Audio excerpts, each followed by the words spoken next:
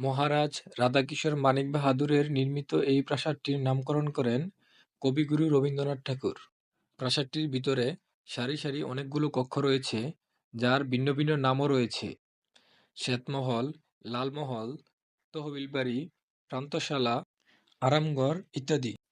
১৯৭৩ সালে ত্রিপুরার সরকার রাজপরিবারের কাছ থেকে ২৫ লক্ষ রুপির বিনিময়ে প্রাসাদটি কিনে নেয়।